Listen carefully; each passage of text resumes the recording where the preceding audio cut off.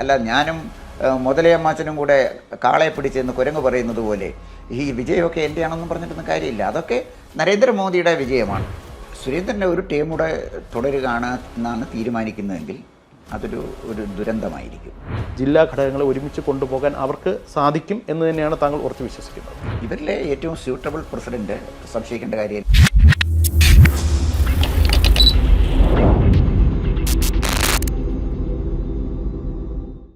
കേരളത്തിലെ BJPയെ രക്ഷിക്കാൻ അയാൾ എത്തും. അയാൾ വന്നാൽ ഇവിടെ എന്തെങ്കിലുമൊക്കെ സംഭവിക്കും. കഴിഞ്ഞ കുറച്ച് നാളുകളായി പൊതുസമൂഹത്തിൽ ഉയരുന്നൊരു ചോദ്യം അല്ലെങ്കിൽ ചർച്ച ഇതാണ്. പക്ഷേ ആരാണ് അയാൾ? ഇതുവരെയും ആർക്കും ഉത്തരം തരാൻ സാധിച്ചിട്ടില്ല. അതേക്കുറിച്ച് വിശദമായി സംസാരിക്കാൻ നമ്മോടൊപ്പം അതിഥിയായി ചേരുന്നു Shri Konni Gopakumar. Welcome sir, welcome to interview. Sir, BJPയുടെ സംസ്ഥാന അധ്യക്ഷൻ മാറുമെന്നും മാറില്ല എന്നും പുതിയ ആരൊക്കെയോ വരുമെന്നും ഒക്കെ കേൾക്കുന്നു. താങ്കൾക്ക് എന്ത് തോന്നുന്നു? താങ്കളുടെ പ്രതീക്ഷ എന്താണ്? അനീഷ് പറഞ്ഞ പോലെ തന്നെ അവൻ വരുന്നു, ഇതൊരു പ്രതീക്ഷയിലിരിക്കുകയാണ്. അവൻ വരുന്നവർ പലയിടത്തും ഉപയോഗിക്കപ്പെട്ടിട്ടുള്ള ഒരു വാചകമാണ്. എന്തായാലും ശരി, വരുന്ന BJP പ്രസിഡന്റിനെ കാത്തിരിക്കുന്നത് റോസാപ്പൂക്കൾ വിരിച്ച പാതയല്ല, മറിച്ച് കല്ലുകരട് കാഞ്ഞിരക്കുറ്റിയും മുള്ളുമുരുട് മൂർഖൻ പാമ്പും നിറഞ്ഞ വളരെ ദുർഘടമായ വഴികളാണ് വരാൻ പോകുന്ന പ്രസിഡന്റിനെ കാത്തിരിക്കുന്നത്. പക്ഷേ രണ്ട് ഓപ്ഷൻസ് ഇപ്പോൾ കേൾക്കുന്നുണ്ട്. ഒന്ന്, നിലവിലെ സംസ്ഥാന പ്രസിഡന്റ് ശ്രീ K. സുരേന്ദ്രൻ അദ്ദേഹം കണ്ടിന്യൂ ചെയ്യുന്നു. കാരണം അദ്ദേഹത്തിന് 2ാം ടൈമാണ് അദ്ദേഹം നിൽക്കുന്നതെങ്കിലും അതൊരു എക്സ്റ്റൻഷൻ എന്നുള്ള രീതിയിൽ വരുമ്പോൾ ഒരിക്കലും അതൊരു 2 ടേം ലഭിച്ചു എന്ന് പറയാൻ സാധിക്കില്ല എന്നുള്ളൊരു സാങ്കേതികവാദം ഒരു ഭാഗത്ത് കേൾക്കുന്നു. അതുകൊണ്ട് ശ്രീ സുരേന്ദ്രൻ തന്നെ കണ്ടിന്യൂ ചെയ്യും എന്ന് ഒരു വിഭാഗം ആൾക്കാർ പറയുന്നു. അതേസമയം സുരേന്ദ്രൻ 2 ടൈം പൂർത്തിയാക്കി. ഇനിയിപ്പോൾ അഥവാ 2 ടൈം അല്ലെങ്കിൽ പോലും അദ്ദേഹത്തിൻ്റെ പ്രവർത്തനം അത്രത്തോളം തൃപ്തികരമല്ല, പുതിയൊരാൾ വരട്ടെ എന്നും പറയുന്നു. താങ്കൾക്ക് എന്ത് തോന്നുന്നു? സുരേന്ദ്രനെ ഒരു ടീമൂടെ തുടരുകയാണ് എന്നാണ് തീരുമാനിക്കുന്നതെങ്കിൽ അതൊരു ദുരന്തമായിരിക്കും. ദുരന്ത പര്യവസായ ഒരു കഥയായിട്ട് തന്നെ തീരും. അതായത് കേരള രാഷ്ട്രീയത്തെക്കുറിച്ചും കേരളത്തിലെ ജനങ്ങളെക്കുറിച്ചും അവരുടെ ഇവിടുത്തെ വോട്ടിംഗ് പാറ്റേണിനെക്കുറിച്ചും ഒക്കെ കൃത്യമായി പഠിക്കുന്ന ഒരാൾക്ക് രണ്ടാമതൊരു ടീം സുരേന്ദ്രന് കൊടുക്കാൻ സാധ്യമല്ല. പിന്നെ സുരേന്ദ്രന് കൊടുക്കാൻ കഴിയുന്നത് അദ്ദേഹത്തിനോട് താല്പര്യമുള്ള ഏതെങ്കിലും ഗോസായി നമ്മുടെ ഇന്ദ്രപ്രസ്ഥത്തിലുണ്ടെങ്കിൽ അദ്ദേഹത്തിൻ്റെ താല്പര്യം അനുസരിച്ച് കൊടുക്കാം എന്നുള്ളതല്ലാതെ വീണ്ടും സുരേന്ദ്രനാണ് തുടരുന്നതെങ്കിൽ അന്വേഷിച്ച് സംശയിക്കേണ്ട, BJPയെ കാത്തിരിക്കുന്നത് ദുരന്തം തന്നെയായിരിക്കും. സുരേന്ദ്രന് ശേഷം മറ്റാര് എന്ന് ചോദിക്കുമ്പോൾ ചില പേരുകൾ വരുന്നുണ്ട്. കഴിഞ്ഞ കുറച്ച് നാളുകളായി മീഡിയാസിൽ പലവിധ പേരുകൾ, പലതും സ്കീം വർക്ക് എന്ന് തന്നെ വേണമെങ്കിൽ പറയാം. ശ്രീ MT രമേശിൻ്റെ പേര് കേൾക്കുന്നു, ശ്രീമതി ശോഭാ സുരേന്ദ്രൻ്റെ പേര് കേൾക്കുന്നു, PK കൃഷ്ണദാസ് അദ്ദേഹത്തിൻ്റെ പേര് കേൾക്കുന്നു, ഒരു വേള കഴിഞ്ഞ ദിവസം ശ്രീ രാജീവ് ചന്ദ്രശേഖരൻ്റെ പേര് പോലും കേൾക്കുന്നുണ്ട്. ഇവർക്കൊന്നും യാതൊരു സാധ്യതയും ഉണ്ടോ ഇല്ലയോ എന്നൊന്നും ഇപ്പോൾ നമുക്ക് പറയാൻ സാധിക്കില്ല. താങ്കൾക്ക് എന്ത് തോന്നുന്നു? ഇവരിൽ ആർക്കായിരിക്കും ഒരു പരിഗണന ലഭിക്കുകയാണെങ്കിൽ തന്നെയും? ഇവരിലെ ഏറ്റവും സ്യൂട്ടബിൾ പ്രസിഡന്റ് സംശയിക്കേണ്ട കാര്യമില്ല, ശോഭാ സുരേന്ദ്രൻ തന്നെയാണ്. അതിന് ഞാൻ പറയുന്നതിൻ്റെ ക്ലിയർ ആയിട്ടുള്ള കാരണങ്ങൾ വെച്ചാണ് പറയുന്നത്. എന്താണ്? ഒന്ന്, ശോഭാ സുരേന്ദ്രനെ എപ്പോഴൊക്കെ തിരഞ്ഞെടുപ്പിന് നിന്നിട്ടുണ്ടോ അവിടെയെല്ലാം അവർ വോട്ടിംഗ് പെർസെൻറ്റേജ് വർദ്ധിപ്പിച്ചിട്ടുണ്ട്. ആദ്യം മുരളീധരനെതിരായിട്ട് അവർ വടക്കാഞ്ചേരി നിൽക്കുകയാണ്. വടക്കാഞ്ചേരിയിൽ നിൽക്കുമ്പോൾ അതിന് തൊട്ട് മുമ്പുള്ള സ്ഥാനാർത്ഥി കിട്ടിയത് 4000 വോട്ടാണ്. ശോഭാ സുരേന്ദ്രൻ അത് 11,000 വോട്ടായിട്ട് വർദ്ധിപ്പിച്ചു. ഇപ്പോൾ നമുക്കൊരു ചെറിയ എണ്ണമാണ് 11,000 എന്ന് തോന്നുമെങ്കിലും K. മുരളീധരൻ ലീഡറുടെ മകൻ, നാളത്തെ രാജകുമാരൻ അല്ലെങ്കിൽ ഇന്നത്തെ രാജകുമാരൻ എന്ന് പറഞ്ഞ് അവതരിപ്പിച്ച ഒരു സ്ഥാനാർത്ഥിയാണ് K. മുരളീധരൻ. ഒരുപക്ഷെ പണം മലവെള്ളം പോലെ ഒഴുകി നടന്ന ഒരു ഘട്ടമായിരുന്നു അന്ന് വടക്കാഞ്ചേരിയിലുണ്ടായിരുന്നത്. പക്ഷേ 2 കാരണങ്ങളാണ്. ഒന്ന്, അവർ മത്സര രംഗത്ത് യാതൊരു വിട്ടുവീഴ്ചയ്ക്കും തയ്യാറായില്ല. അല്പം വിട്ടുവീഴ്ചയ്ക്ക് തയ്യാറായെങ്കിൽ അതൊരുപാട് സാമ്പത്തിക നേട്ടം അവർക്കുണ്ടാക്കി കൊടുക്കുമായിരുന്നു. അവർ ഫൈറ്റ് ചെയ്തു എന്ന് മാത്രമല്ല, മുരളീധരൻ മത്സരിക്കുമ്പോൾ 11,000 വോട്ട് വർദ്ധിപ്പിക്കാൻ അവർ കഴിഞ്ഞു. ശോഭാ സുരേന്ദ്രൻ്റെ സാന്നിധ്യമാണ് മുരളീധരൻ്റെ പതനത്തിനും പരാജയത്തിനും വഴിതെളിച്ചത്. അപ്പോൾ അതാണ് ഒരു കാര്യം ഞാൻ പറയുന്നത്. പിന്നെ ഇങ്ങോട്ടുള്ള ഞാൻ ആ ട്രാക്ക് റെക്കോർഡുകളൊന്നും പറയുന്നില്ല. അപ്പോൾ ഒരു ചെറിയ ഉദാഹരണം, അവസാനം 2019 അവർ ആറ്റിങ്ങൽ മത്സരിച്ചു. ആറ്റിങ്ങൽ മത്സരിച്ചപ്പോൾ വലിയ വിജയം അവർക്ക് 2.5 ലക്ഷം വോട്ട്. അതിന് തൊട്ട് മുമ്പുണ്ടായ സ്ഥാനാർത്ഥിക്ക് കിട്ടിയത്, അതായത് 2014 മത്സരിച്ച സ്ഥാനാർത്ഥിക്ക് കിട്ടിയത് 90,000 വോട്ടാണ്. അവിടെ നിന്ന് 2.5 ലക്ഷം വോട്ടായിട്ട് വർദ്ധിപ്പിക്കാൻ ശോഭാ സുരേന്ദ്രന് കഴിഞ്ഞു. നിസ്സാര കാര്യമാണെന്ന് ആലോചിച്ച് നോക്കണം. അവർ പാലക്കാട്ടുകാരിയാണ്. ബാക്ക്ഗ്രൗണ്ട് ഇല്ലാതെ ഇവിടെ വന്നാണ്. BJPക്കും ബാക്ക്ഗ്രൗണ്ട് ഇല്ല. അപ്പോൾ അവരുടെ ഒരു പേഴ്സണാലിറ്റി വലിയൊരു ഘടകമാണെന്ന് ഞാൻ ഈ പറഞ്ഞതിൻ്റെ അർത്ഥം. ഇനി അവസാനം അവർ മത്സരിച്ചത് 2024 മത്സരിച്ചത് ആലപ്പുഴയാണ്. ആലപ്പുഴ വിപ്ലവത്തിൻ്റെ തട്ടകമാണ്, രക്തസാക്ഷികളുടെ നാടാണ്. പുന്നപ്പുറ വയലാർ രക്തസാക്ഷികൾ ഉറങ്ങുന്ന മണ്ണാണ്. ഒരുപാട് രാഷ്ട്രീയ നേതാക്കന്മാർ, ഗൗരിയമ്മയും വി എസ് അച്യുതാനന്ദനും ജി സുധാകരനും അടക്കമുള്ള വളരെ പ്രമുഖരായ നേതാക്കന്മാരുടെ നാടാണ് ആലപ്പുഴ. അവരവിടെ 3 ലക്ഷം വോട്ട് പിടിച്ചു എന്ന് പറയുന്നത് നിസ്സാര കാര്യമല്ലത്. അപ്പോൾ ഞാൻ പറഞ്ഞു വന്നത്, വോട്ട് സമാഹരിക്കാൻ കഴിയുന്ന അപൂർവം BJP നേതാക്കന്മാരിൽ ഒരാളാണ് ശോഭാ സുരേന്ദ്രൻ. ഇവിടെ ഒരു വ്യത്യാസം കൂടെ ഞാൻ അന്വേഷിച്ചുകൂടെ പറയാം. അതായത് ഈ ഇലക്ഷൻ്റെ ട്രെൻഡ് നമ്മൾ അന്വേഷിച്ചൊന്ന് പരിശോധിച്ച് നോക്കുകയാണ്. BJP നേതാക്കന്മാരെ കേരളത്തിലെ പൊതുസമൂഹം അംഗീകരിക്കുന്നില്ല കാര്യമായി. ഇപ്പോൾ ഒരു ചെറിയ ഉദാഹരണം പറയാം. ഈ ശ്രീധരൻ മത്സരിച്ചു, ജനം അംഗീകരിച്ചു. ഈ ശ്രീധരൻ എന്ന് പറയുന്ന മനുഷ്യനെ, എഞ്ചിനീയറെ, സാങ്കേതിക വിദഗ്ധനെ ആണ് ജനം അംഗീകരിക്കുന്നത്. രാഷ്ട്രീയത്തിന് അതീതം. താമരയാണ് ചിഹ്നം. താമര ചിഹ്നത്തിലാണ് ഈ ശ്രീധരൻ അനുകൂലമായിട്ട് ജനം വോട്ട് ചെയ്തത്. അതുപോലെ തന്നെ സുരേഷ് ഗോപി ജയിച്ച സ്ഥാനാർത്ഥിയാണ്. സുരേഷ് ഗോപി നിന്നതും താമര ചിഹ്നത്തിലാണ്. 75,000 വോട്ടിൻ്റെ ഭൂരിപക്ഷത്തിലാണ് സുരേഷ് ഗോപി ജയിച്ചു എന്ന് മാത്രമല്ല, ഈ സുരേഷ് ഗോപിയെ തോൽപ്പിക്കാൻ മലയാള മനോരമ പഠിച്ച പണി 18 നോക്കിയിട്ടു. അതാണ് ആ വിജയത്തിൻ്റെ ഒരു പ്രത്യേകത. മനോരമ അവസാനം നടത്തിയ സർവേയിൽ സുരേഷ് ഗോപി 3ാം സ്ഥാനത്ത് പോകും എന്നാണ്. പിന്നെ മനോരമ ഇപ്പം ക്രിസ്ത്യാനികൾ പോലും വിശ്വസിക്കുന്നില്ല, കള്ളം പറയുന്നൊരു പത്രം എന്നുള്ള നിലയിൽ അതിനെ നമുക്ക് തള്ളിക്കളയാം. പക്ഷേ മനോരമയുടെ മാനേജ്മെൻറ്റിൻ്റെയും അവരുടെ സ്വാധീനം നമുക്ക് കുറച്ച് കാണാൻ പറ്റില്ല. അതിനെ അതിജീവിച്ചുകൊണ്ട് 75,000 വോട്ടിൻ്റെ ഭൂരിപക്ഷത്തിൽ സുരേഷ് ഗോപി ജയിക്കുകയാണ്. അപ്പം ഞാനിവിടെ പറഞ്ഞത്, അവർ നോൺ പൊളിറ്റിക്കൽ സ്ഥാനാർത്ഥി, അതായത് BJP ബ്രാൻഡഡ് അല്ലാത്ത, അതായത് BJPയുടെ സ്ട്രീമിൽ നിന്നും BJPയുടെ കേഡറിൽ നിന്നും വരുന്ന നേതാക്കന്മാരോട് പൊതുവേ കേരളത്തിലെ ജനങ്ങൾ അത്ര താല്പര്യം കാണിക്കുന്നതായിട്ട് നമുക്ക് പറയാൻ പറ്റില്ല. അതിപ്പം NN കൃഷ്ണദാസ് ആയാലും ശരി, MT രമേശ് ആയാലും ശരി, അവരൊന്നും മോശമല്ല, അവർക്ക് നല്ല നേതാക്കന്മാർ തന്നെ. പക്ഷേ അവർക്കൊരു പൊതു സമൂഹത്തിൻ്റെ അക്സെപ്റ്റൻസ് എത്രമാത്രം കിട്ടിയിട്ടുണ്ട് എന്ന് നമുക്കറിയണമെങ്കിൽ ഇലക്ഷൻ റിസൾട്ടല്ലേ നമുക്കറിയാൻ പറ്റുള്ളൂ. അത് നോക്കുമ്പോൾ അതിലേറ്റവും നന്നായിട്ട് പൊതുസമൂഹത്തിൻ്റെ അംഗീകാരം കിട്ടിയിട്ടുള്ള ആളാണ് ശോഭാ സുരേന്ദ്രൻ. താങ്കൾ പറഞ്ഞ പോയിന്റ് ക്ലിയർ ആണ്. കഴിഞ്ഞ കുറേയധികം നാളുകളായിട്ട് അവർ കൃത്യമായി വോട്ട് ഷെയർ വർദ്ധിപ്പിച്ചുകൊണ്ടിരിക്കുന്നു. കൃത്യമായ ഒരു ബാക്ക്ഗ്രൗണ്ട് ഇല്ലാത്തൊരു സ്ഥലത്ത് പോലും അവർ ഭയങ്കരമായി മുന്നേറുന്നു. ക്രൗഡ് പുള്ളറാണ്, ആൾക്കാരെ സ്വാധീനിക്കാൻ അവർക്ക് സാധിക്കുന്നുണ്ട്, ഒക്കെ ശരിയാണ്. പക്ഷേ ഒരു സംസ്ഥാന പ്രസിഡന്റിൻ്റെ കസേരയിൽ ഇരിക്കുമ്പോൾ ഒരു പാർട്ടി മെഷീനറി മുഴുവൻ ഒരുമിച്ച് നയിക്കുക, അതോടൊപ്പം തന്നെ ഫണ്ട് മൊബിലൈസേഷൻ, അങ്ങനെ ഒരുപാട് കാര്യങ്ങൾ, ഡൈനാമിക്കായിട്ട് ഒരുപാട് കാര്യങ്ങൾ ചെയ്യേണ്ടി വരും. അത്തരം കാര്യങ്ങളെല്ലാം ഏകോപിപ്പിക്കാൻ അവർ കേപ്പബിൾ ആണ് എന്നുള്ള കാര്യത്തിൽ എന്താണ് ഉറപ്പ്? ഞാൻ അവരെ ഇന്റഗ്രിറ്റി ചോദ്യം ചെയ്യുന്നതല്ല, സാറിനോട് ചോദിക്കുകയാണ്. വളരെ കറക്റ്റായ ചോദ്യമാണ്. അപ്പോൾ പാർട്ടിയെ ഏകോപിപ്പിച്ച് നിൽക്കാൻ 6 കൊല്ലമായി ഇവിടെ പ്രസിഡൻ്റായിട്ട് പ്രവർത്തിക്കുന്ന സുരേന്ദ്രൻ എന്ത് കഴിഞ്ഞു? പാർട്ടിയെ നാനാവിധമാക്കി കഴിഞ്ഞു. ഇപ്പോൾ ഉദാഹരണത്തിന് ഞാൻ പറയാം, കൊല്ലം ജില്ലയിലെ 6 മുൻ പ്രസിഡന്റന്മാരാണ് ഒന്നിച്ച് നിന്ന് ഇപ്പോഴത്തെ ജില്ലയിലെ ഭരണത്തെക്കുറിച്ചോ അല്ലെങ്കിൽ സംസ്ഥാനത്തിൻ്റെ ഭരണത്തെക്കുറിച്ച് പ്രതികരിച്ചത്. അതിലേറ്റവും രസകരമായൊരു കാര്യം, നമ്മൾ രാഷ്ട്രീയ നിരീക്ഷകർക്ക് കൗതുകമായിട്ട് തോന്നും. കഴിഞ്ഞ കുറച്ച് ദിവസം മുമ്പ് ഡോക്ടർ KS രാധാകൃഷ്ണൻ കൊട്ടാരക്കര വന്നു. KS രാധാകൃഷ്ണൻ കൊട്ടാരക്കര വന്നപ്പോൾ അദ്ദേഹത്തിൻ്റെ അടുത്ത് പരാതിയുമായി ചില ആളുകൾ ചെന്നു. അതിൽ പരാതിയുമായിട്ട് പോയ ഒരാൾ, പേര് ഞാൻ പറയാൻ ഉദ്ദേശിക്കാത്തതുകൊണ്ട് പേര് പറയാത്തത്, BJPയിലെ 6 നേതാക്കന്മാർ, പ്രമുഖരായ 6 നേതാക്കന്മാർ KS രാധാകൃഷ്ണനെ കണ്ടിട്ട് ഈ തെരഞ്ഞെടുപ്പ് സംവിധാനം ശരിയല്ല, അത് മാറ്റണം, BJP സംസ്ഥാന പ്രസിഡന്റിനും ജില്ലാ പ്രസിഡന്റിനും ഒക്കെ എതിരെയുള്ള ആരോപണങ്ങളാണ് അവർക്ക് പറയാനുള്ളത് ഒരു പക്ഷേ. അപ്പോൾ ഇതിൽ ഒരാൾ ദീർഘകാലം BJPയുടെ വലിയ പ്രതിസന്ധി ഘട്ടത്തിൽ കൊല്ലം ജില്ലയെ നയിച്ചു. അന്ന് BJPയിൽ ആരും ഇല്ലായിരുന്നു.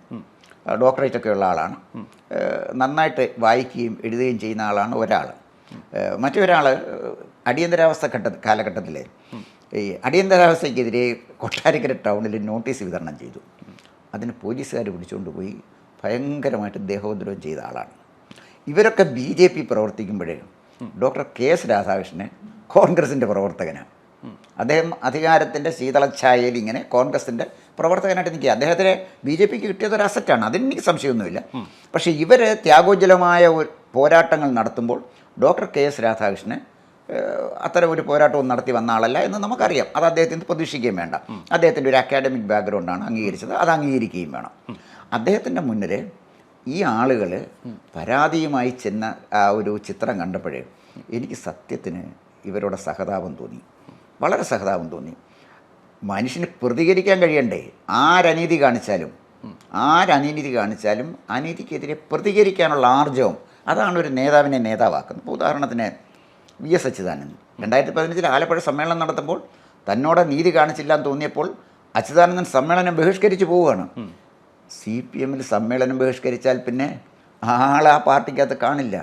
പക്ഷേ VSനെ തൊടാൻ ഭയമായിരുന്നു. ഗൗരിയമ്മയെ പുറത്താക്കി മാർക്സിസ്റ്റ് പാർട്ടി, MV രാഘവനെ പുറത്താക്കിയ മാർക്സിസ്റ്റ് പാർട്ടി, എന്തുകൊണ്ട് വി.എസ്. അച്യുതാനന്ദൻ എന്ന് പറയുന്നൊരു വൃദ്ധൻ്റെ മുന്നിൽ വിറുങ്ങലിച്ച് നിന്നു എന്നോർത്തണം. അതാണ് ജനകീയ പിന്തുണ. അപ്പം ജനങ്ങളുടെ പിന്തുണ ഏതെങ്കിലും നേതാവിനെ മണിയടിച്ചോ അല്ലെങ്കിൽ ഏതെങ്കിലും അവിഹിതമായ മാർഗങ്ങളിലൂടെ നേടിയെടുക്കാൻ ഒക്കില്ല. കേരളത്തിലെ ജനങ്ങൾ അംഗീകരിക്കണമെങ്കിൽ അതിന് നല്ല ധീരതയുള്ള നേതാക്കന്മാരെ അംഗീകരിക്കുകയുള്ളൂ.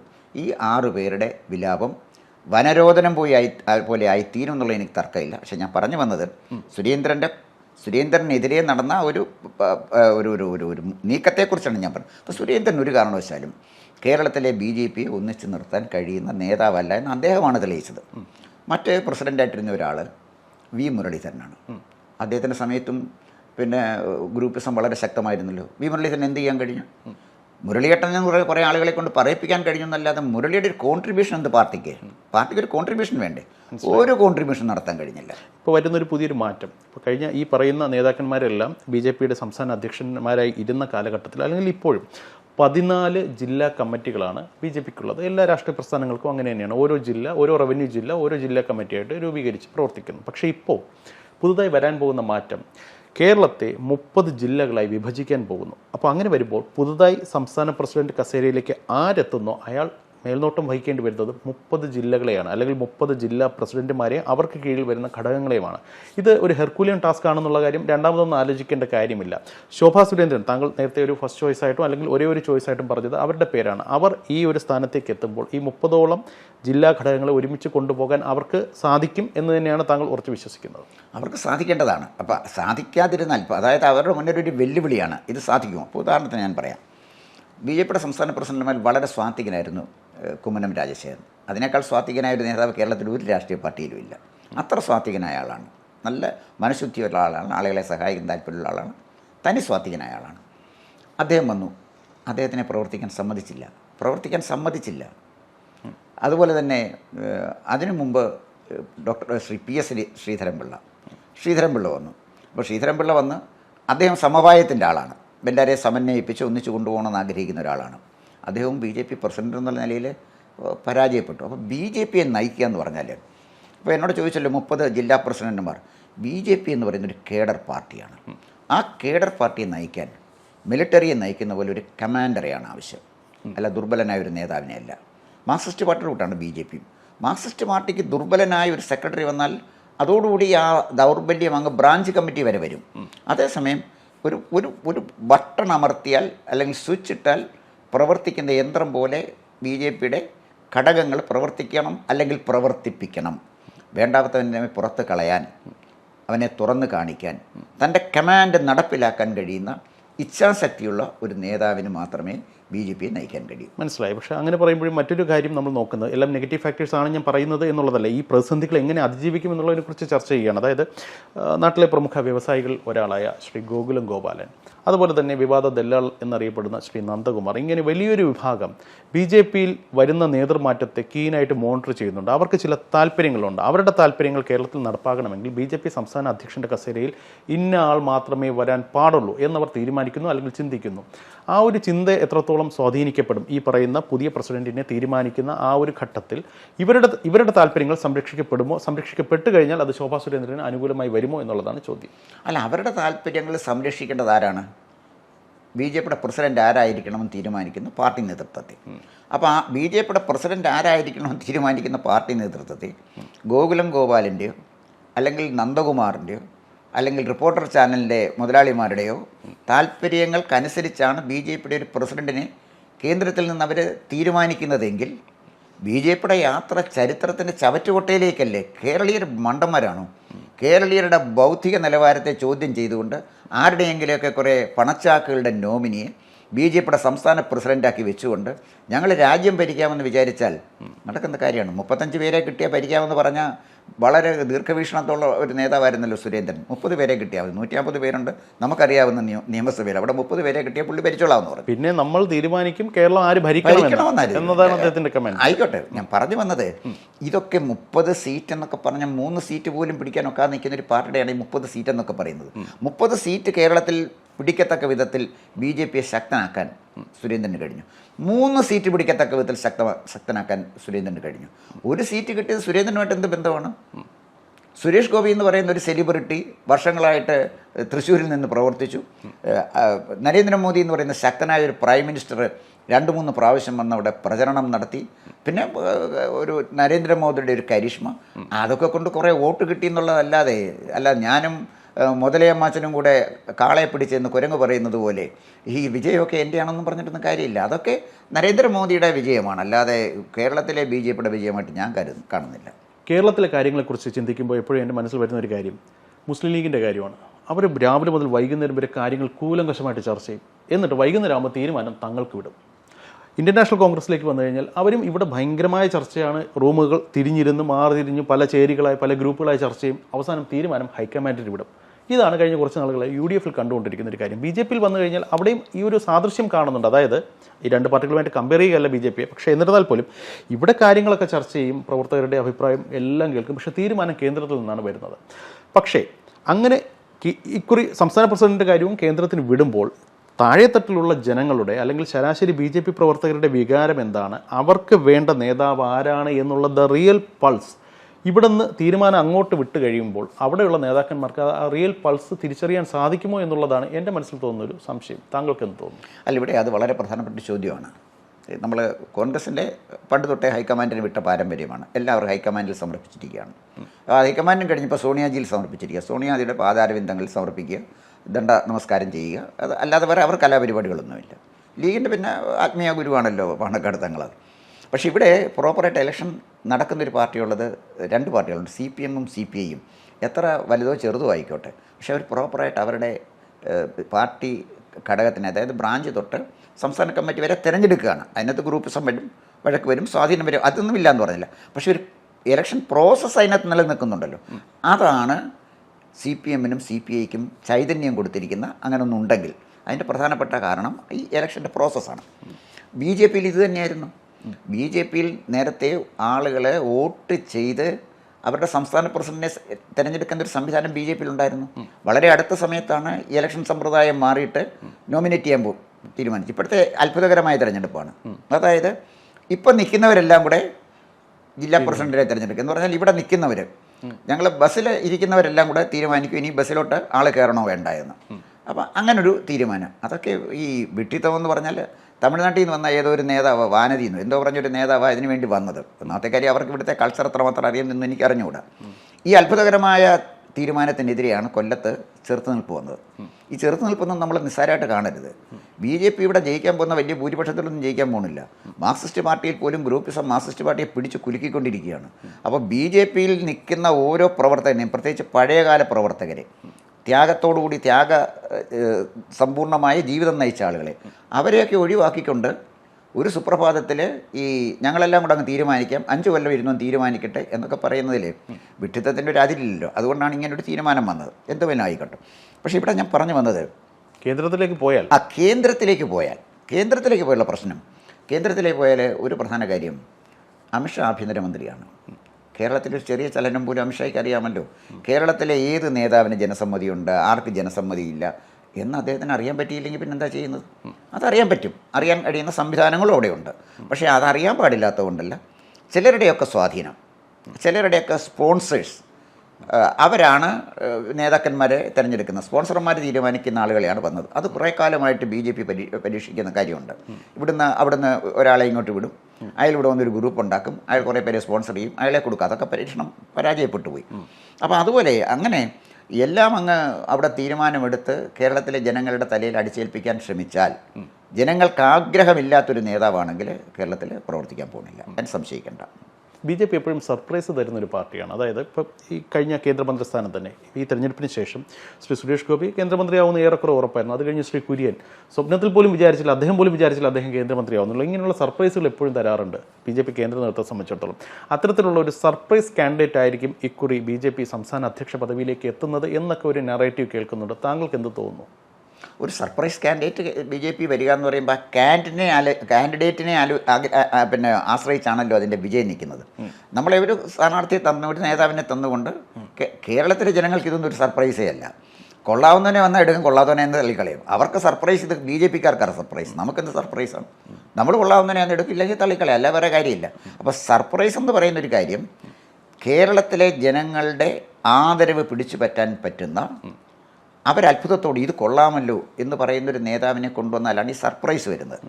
ഇപ്പോഴത്തെ BJP നേതാക്കന്മാരിൽ അതിന് പറ്റുന്ന ആളുകൾ വളരെ അപൂർവമാണ്. ഞാനതാ പറഞ്ഞത്, ശോഭാ സുരേന്ദ്രൻ്റെ കാര്യം ഞാൻ പറഞ്ഞു വന്നത്, ഈ ശോഭാ സുരേന്ദ്രൻ വനിതയാണ്. അതാണ് അവർക്കൊരു പ്ലസ് പോയിന്റ്. നമ്മളത് ചെറുതായിട്ട് കാണരുത്. കേരളത്തിൽ ആദ്യമായിട്ടായിരിക്കും ഒരു വനിതാ നേതാവാകുന്നത്. 2, കേരളത്തിലെ ഹിന്ദു പോപ്പുലേഷനിൽ 27% ഈഴവ കമ്മ്യൂണിറ്റിപ്പെട്ട ആളുകളാണ്.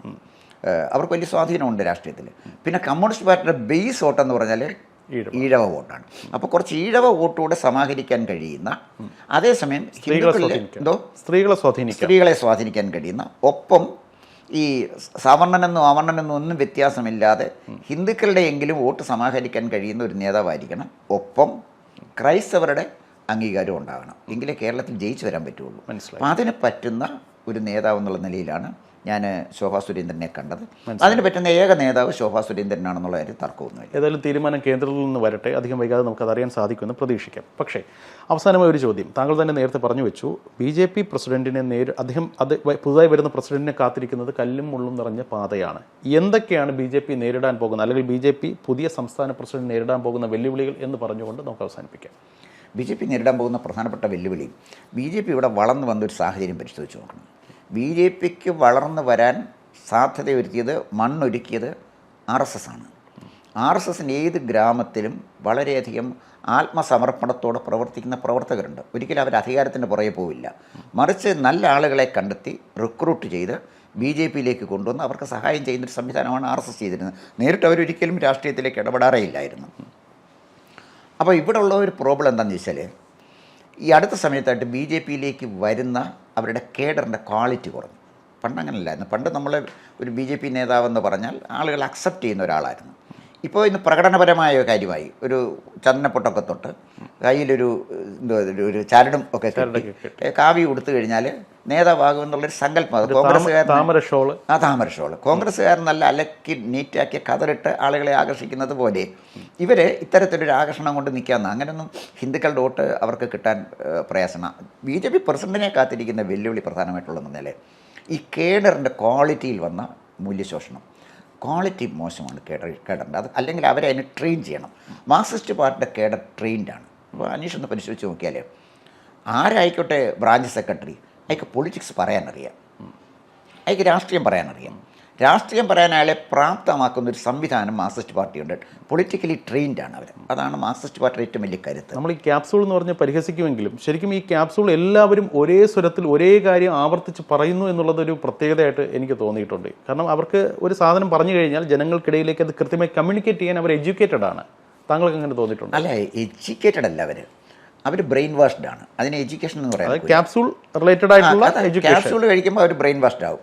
അങ്ങനെ അവർ പറയും സൂര്യനെ പിന്നെ പടിഞ്ഞാറ് ഉദിക്കുന്നു, കിഴക്ക് അസ്തമിക്കുന്നു, ക്യാപ്സൂളാണ്. ഇവർ ഇറങ്ങി നടന്ന് പ്രസംഗിക്കാൻ തുടങ്ങും.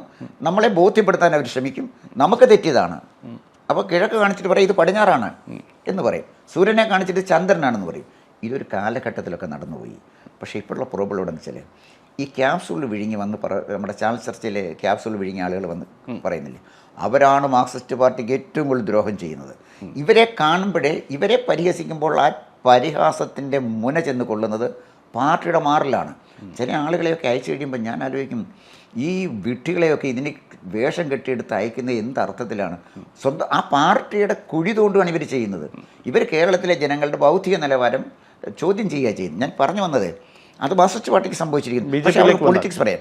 BJPയിലേക്ക് വന്നാൽ BJPക്ക് പ്രോപ്പർ ട്രെയിൻഡ് അല്ല കേഡർ. ഇപ്പോൾ ഉദാഹരണത്തിന് നരേന്ദ്രമോദി 10 വർഷം കഴിഞ്ഞു അധികാരത്തിലെത്തിയിട്ട്. ഞാൻ നരേന്ദ്രമോദിയെ കൃത്യമായിട്ട് വീക്ഷിക്കുന്ന ഒരാളാണ്.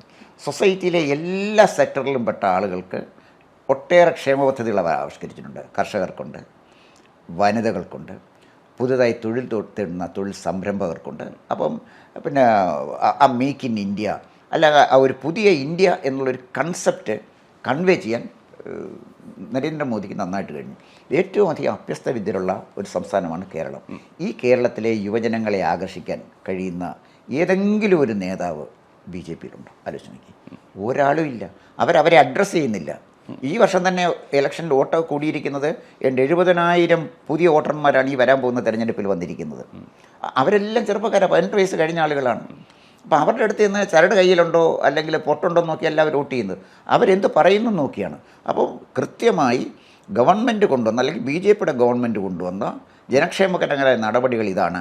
എത്ര കർഷകർക്ക് പെൻഷൻ കിട്ടിയിട്ടുണ്ട്, ആ കർഷകരിലേക്ക് ചെന്നിട്ട് നിങ്ങൾക്ക് പെൻഷൻ തന്നത് മോഡിയുടെ ഗവൺമെൻറ്റാണ്, നിങ്ങൾ ആർക്ക് വേണമെങ്കിലും വോട്ട് ചെയ്തു, സഹായിച്ചത് മോഡിയാണ്. മുദ്രാ ലോൺ, ഈ ലോൺ നിങ്ങൾക്ക് തന്നത് മോഡിയാണ്. അതല്ലെങ്കിൽ വനിതകൾക്കുള്ള ക്ഷേമ പരിപാടി, പിന്നെ ജൻ ഔഷധി, ഇതൊക്കെ തന്നെ ഇന്നതാണ് ഇതിൻ്റെ ഗുണങ്ങൾ. ഇത് പറയണമെങ്കിൽ കോർണർ മീറ്റിംഗ് വേണം. മാർക്സിസ്റ്റ് പാർട്ടി ഏറ്റവും മനോഹരമായിട്ട് ഉപയോഗിക്കുന്നത് കോർണർ മീറ്റിങ്ങുകളാണ്. നമ്മൾ വിചാരിക്കും കോർണർ മീറ്റിംഗ് മോശമാണ്, അങ്ങനെയല്ല. കോർണർ മീറ്റിംഗ് വെച്ച് മൈക്ക് കെട്ടി സംസാരിക്കുമ്പോൾ കേൾക്കുന്നതിനകത്ത് 90% ആളുകളും ശ്രദ്ധിക്കത്തില്ല, 10% ശ്രദ്ധിക്കും. ആ ശ്രദ്ധിക്കുന്ന 10% ഫീഡ് ചെയ്യും. അതിനൊരു ഡൗൺവേഡ് ഫിൽട്രേഷൻ ഉണ്ട്. ഡൗൺവേഡ് ഫിൽട്രേഷൻ എൻ്റെ ബ്രെയിനിലേക്ക് വന്ന ഒരാശയം ഞാൻ അറിയാതെ അവിടെ സ്റ്റോക്ക് ചെയ്ത് കിടക്കും, ഘട്ടം ഘട്ടമായിട്ട് താഴോട്ട് വരും. പൊതുസമൂഹം ചർച്ച ചെയ്യുമ്പോൾ ഒരു രാഷ്ട്രീയം ഇല്ലാത്തവൻ പറയും, നരേന്ദ്രമോദിയല്ലേ നമുക്ക് ഈ ജൻ ഔഷധി കൊണ്ടുവന്നു, നേരത്തെ മരുന്നിന് എന്ത് വിലയായിരുന്നു, അല്ലെ കർഷക പെൻഷൻ നമുക്കിവിടെ കിട്ടുന്നില്ലല്ലോ, അവരല്ലേ അവിടെ കൊണ്ടുവന്നത്. ഇത്തരം ചില കാര്യങ്ങൾ വളരെ ഫലപ്രദമായിട്ട് അവർക്ക് പറയാൻ കഴിയും. മറ്റൊന്ന്, ഈ മാർക്സിസ്റ്റ് പാർട്ടിയുടെ അല്ലെങ്കിൽ ഇടതുപക്ഷങ്ങളുടെയും കോൺഗ്രസിൻ്റെയൊക്കെ സംഘടിതമായിട്ട് അവർ ഉപയോഗിക്കുന്നത് അവരുടെ ഉദ്യോഗസ്ഥന്മാരുടെ ഒരു കൂട്ടത്തിനെയാണ്. ഉദ്യോഗസ്ഥന്മാർ അവർ ഒരു എണ്ണത്തിൽ കുറവാണെങ്കിലും ഒരു ഇൻഫ്ലുവൻഷ്യൽ മൈനോറിറ്റിയാണ് നമ്മുടെ ഉദ്യോഗസ്ഥന്മാർ, സർക്കാർ അവർക്ക് DA കിട്ടുന്നില്ല. അപ്പം അതേസമയം കേന്ദ്രത്തിൽ നിന്ന് പ്രോപ്പറായിട്ട് അവർ DA കൊടുക്കുന്നുമുണ്ട്. അപ്പോൾ പിന്നെ ഇപ്പോഴുള്ള പ്രശ്നം, സർക്കാർ ഉദ്യോഗസ്ഥന്മാർ ഇനിയും NGO യൂണിയനും അതുപോലെ തന്നെ AKPCT പോലുള്ള അധ്യാപക സംഘങ്ങൾ ഞാൻ അതിനകത്തുണ്ടായിരുന്ന, ഇനിയും പറയാനൊക്കുന്നൊരു മുദ്രാവാക്യം വർഗീയ DA ഞങ്ങൾക്ക് വേണ്ട. കേന്ദ്രം DA വർദ്ധിപ്പിക്കുകയില്ലേ, പിന്നെ പറയാനൊക്കുന്നൊരു മുദ്രാവാക്യം വർഗീയ DA ഞങ്ങൾക്ക് വേണ്ട, ഫാസിസ്റ്റ് DAയും ഞങ്ങൾക്ക് വേണ്ട, ഞങ്ങൾക്ക് വിപ്ലവ DA മതി, അതെന്തെങ്കിലും മതി. അത് പറയേണ്ട ഒരു ഗതികേടിലേക്ക് അവരെത്തി. പക്ഷേ ഈ കാര്യങ്ങൾ ഒന്ന് അഡ്രസ്സ് ചെയ്ത് ജനങ്ങളോട് പറയാൻ, ഉദ്യോഗസ്ഥന്മാരോട് പറയാൻ, ഉദ്യോഗസ്ഥന്മാരുടെ പ്രശ്നം DA ആണ്, നിങ്ങൾക്ക് എന്താ DA തരാത്തത്? പണമില്ലെങ്കിൽ പണം ഉണ്ടാക്കുകയല്ലേ ഗവൺമെൻറ് ചെയ്യേണ്ടത്. ഗവൺമെൻറ്റില്ലെങ്കിൽ ഏത് തരത്തിൽ നമുക്ക് പണം ഉണ്ടാക്കാൻ പറ്റും? ഒന്ന് ചിലവ് ചുരുക്കി പണം ഉണ്ടാക്കണം, അല്ലെങ്കിൽ വരുമാന സ്രോതസ് ഉണ്ടാക്കണം. ചിലവ് ചുരുക്കി എന്താ ഗവൺമെൻറ് പണം ഉണ്ടാക്കാൻ? ഷാർപ്പായിട്ട് ചോദ്യങ്ങൾ ചോദിക്കാൻ കഴിയണം. ചുമ്മാ എന്തെങ്കിലും വിഡ്ഢിത്തങ്ങൾ കെട്ടിയെഴുന്നള്ളിച്ചാൽ ജനങ്ങളത് ഇഗ്നോർ ചെയ്ത് പോകത്തുള്ളൂ. അതാണ് ഞാൻ പറഞ്ഞത്, എഡ്യൂക്കേറ്റഡ് ആയിരിക്കണം കേഡർ. ഇത് നേതാവ് മാത്രമല്ല പറയേണ്ടത്. അനീഷ് പറഞ്ഞ പോലെ ക്യാപ്സൂൾ വിഴുങ്ങി അനുയായി പറയുന്നത് പോലെ ആളുകൾ, അതിൻ്റെ താഴത്തെ പ്രവർത്തകർ, അവർക്ക് മണ്ഡലം തലത്തിലോ ബ്രാഞ്ച് തലത്തിലോ അല്ലെങ്കിൽ വാർഡ് തലത്തിലോ ആയിരിക്കും കമ്മിറ്റി ഉള്ളത്, അല്ലെങ്കിൽ നിയോജകമണ്ഡലം തലത്തിൽ കമ്മിറ്റി ആയിക്കോട്ടെ. അവിടെ നിന്ന് കോർണർ മീറ്റിങ്ങുകളിൽ ഗവൺമെൻറ് ചെയ്ത കാര്യങ്ങളെക്കുറിച്ച് പറഞ്ഞാൽ തന്നെ മാറ്റം വരും. പക്ഷേ അതിനെ നിലവിൽ BJPക്ക് ഇല്ല.